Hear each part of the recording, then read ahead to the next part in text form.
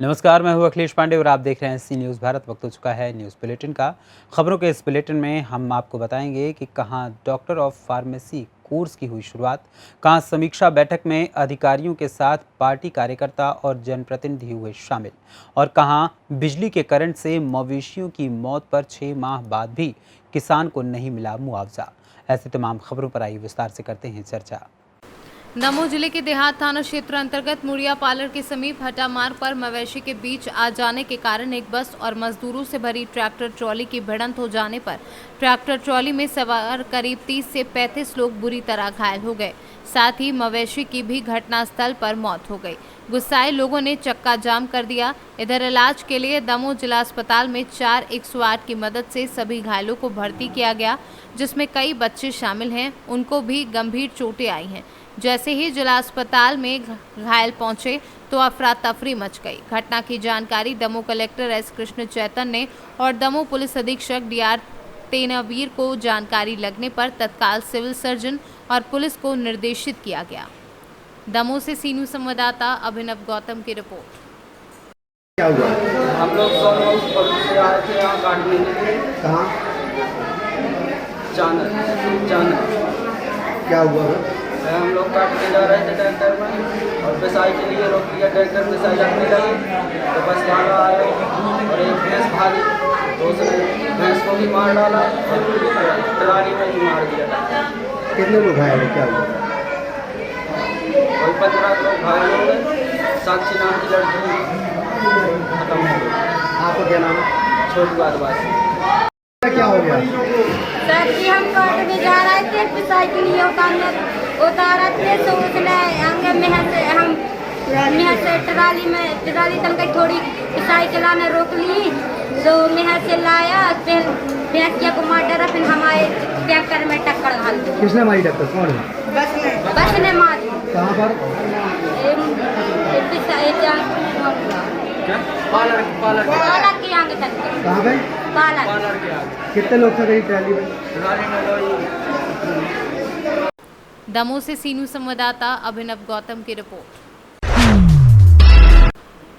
राऊ स्थित Indore institute of pharmacy द्वारा doctor of pharmacy course 2023-24 शुरू करने की ओर अग्रसर है। ये एक तरह का सुपर स्पेशलिटी कोर्स फार्मेसी के उन छात्रों के लिए है जो हेल्थ केयर के एरिया में अपने आप को स्थापित करना चाहते हैं। इस बारे में अधिक जानकारी देते हुए इंदौर इंस्टीट्यूट ऑफ फार्मेसी के director general Arun S Bhatnagar ने बताया कि इस कोर्स के लिए IIP द्वारा 300 बिस्तर वाले सुपर स्पेशलिटी चोइथराम हॉस्पिटल के एक साथ एक MOU साइन किया गया है। कॉलेज की तरफ से अरुण भटनागर और चोइथराम हॉस्पिटल की ओर से मेडिकल डायरेक्टर डॉक्टर सुनील चंदीवाल ने इस MOU पर हस्ताक्षर किए हैं। आज MOU साइन हुआ है, किस तरह का? देखिए, मैं अरुण S भटनागर बोल रहा हूँ। मैं डायरेक्टर जनरल हूँ तीनों इंस्टीट्यूट का। हमारी जो एक दूसरा कॉलेज है इंडियन इंस्टीट्यूट ऑफ फार्मेसी, उन्होंने 9 सितंबर को चोइथराम हॉस्पिटल के साथ एक MOU साइन किया है, जिससे हम एक नए कोर्स की शुरुआत कर रहे हैं जिसका फॉर्म D है, जिसको के नाम से उसको जानते हैं।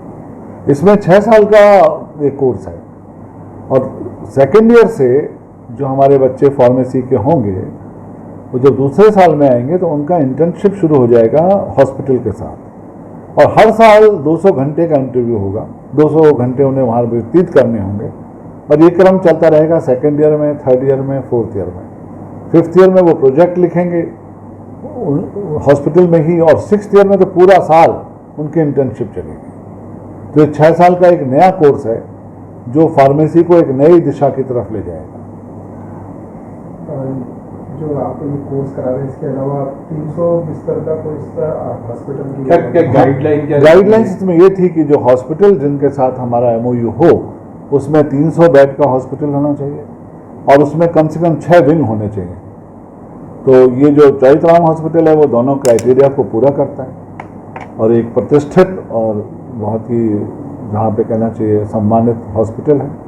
तो ऐसे हॉस्पिटल के साथ हम अगर बच्चों को संलग्न करेंगे तो उनकी योग्यता में अपने आप उनकी बढ़ेगी और वो कुछ नया सीखेंगे। आपकी स्टूडेंटों को क्या फ़ायदा बेनिफिट रहेगा इससे? जो उनका जो 6 साल के बाद का जो कैरियर ग्रोथ है वो बहुत अलग होगा। जो 4 साल बाद B फार्मा करके जो निकल रहे हैं और 6 साल बाद जो फॉर्म डी करके निकलेंगे उसमें बहुत फ़र्क आ जाएगा। क्योंकि देखिए एक तो इसमें प्रैक्टिकल एक्सपोजर है हॉस्पिटल का, आप सेकेंड ईयर से हॉस्पिटल जाना शुरू कर रहे हैं और 200 घंटे जा रहे हैं। दूसरा बात 6 साल में और फिर 6th ईयर में तो आप हॉस्पिटल में ही रहेंगे। तो जो सही जो पेशेंट्स का जो आप ऑब्जर्व करेंगे कि उनको क्या दिया जा रहा है और क्या दिया जाना चाहिए, तो उसके कारण जो आपको जॉब की संभावना है वो बहुत बढ़ जाएंगी और एक अच्छा जॉब उनको मिल सकता है, बहुत अच्छा जॉब मिल सकता है। इंदौर से सीनू संवाददाता सुरेश बैरागी की रिपोर्ट। कोरोना काल का प्रकोप तो कम हो गया, लेकिन इसके कारण उपजी बेरोजगारी और पारिवारिक विवाद के मसलों के कारण आए दिन शहर में आत्महत्या के मामले सामने आ रहे हैं। ऐसा ही एक मामला कनाडिया थाना अंतर्गत आने वाले सर्व संपन्न नगर में सामने आया। यहाँ एक नवयुवक ने बेरोजगारी और शादी के 2 साल बाद ही पत्नी के छोड़ जाने से परेशान होकर फांसी का फंदा लगाकर जान दे दी। क्या कौन लगते हैं आपके और क्या घटना कर? मेरा छोटा भाई लगता है वो। क्या घटना करा? वो उसने सुसाइड किया आज सुबह। क्या क्या क्या करा? हाँ, फांसी लगाई उसने। क्या कारण आया सामने को लगाई? उसने कारण तो कुछ भी नहीं और उसके बाद राइटिंग में भी नहीं मिला है कुछ भी। कोई सुसाइड नोट वगैरह कुछ भी नहीं मिला उसके बाद में, कोई कागज़ नहीं है। क्या करते हैं? जी क्या करते हैं? वो अभी जॉब छोड़ चुका है, छोड़ी है। प्राइवेट जॉब करता था पहले कंपनी में, अभी छोड़ दी है। पत्नी का है? पत्नी भी अलग रह रही है। क्यों अलग रही? कुछ उनके 2 बातें हुई थी आपस में, इसलिए अलग रहती थी। कितना टाइम हो गया अलग रहते? हाँ, कम से समथिंग 10 महीने समथिंग। जी नहीं, ऐसे कोई क्लेशेज ज़्यादा नहीं थे। क्या क्या शराब वराब पीने के भी आदी है? शराब पहले पीता था, अभी कम से कम जब से अलग हुई तब से कंप्लीट बंद थी।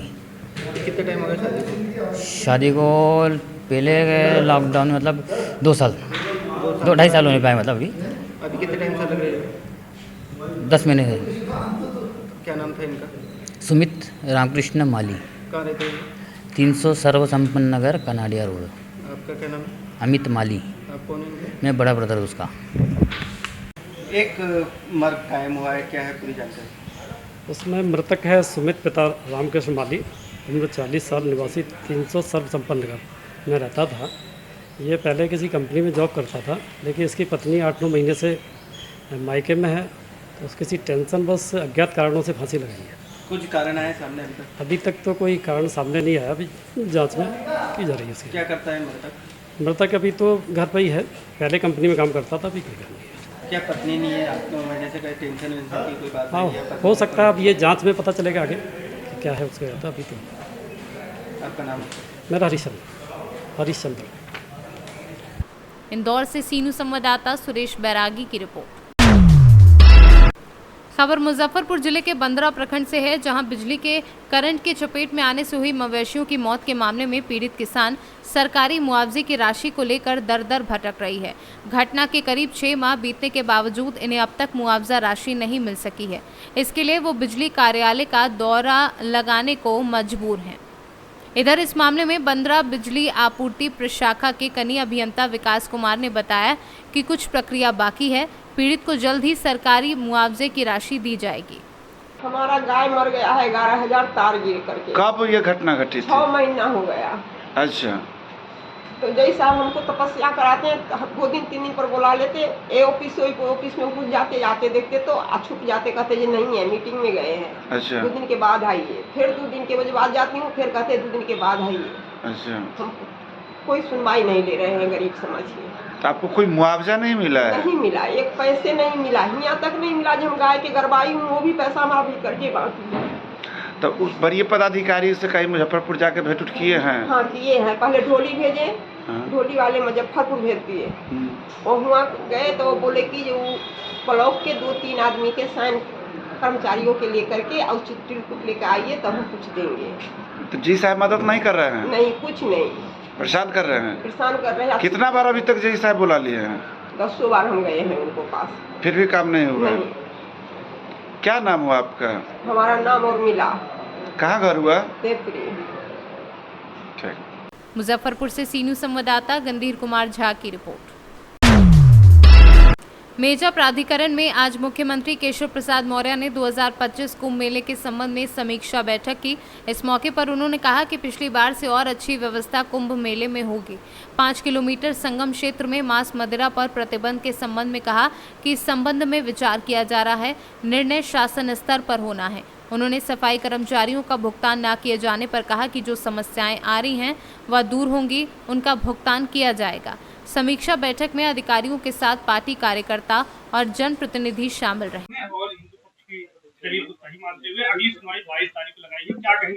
सबसे पहले तो मैं काशी विश्वनाथ मंदिर और श्रृंगार गौरी माता के मंदिर मामले की जो सुनवाई चल रही थी, जिसमें न्यायालय ने इस सुनवाई को सुनने योग्य माना है, इसका मैं स्वागत करता हूं।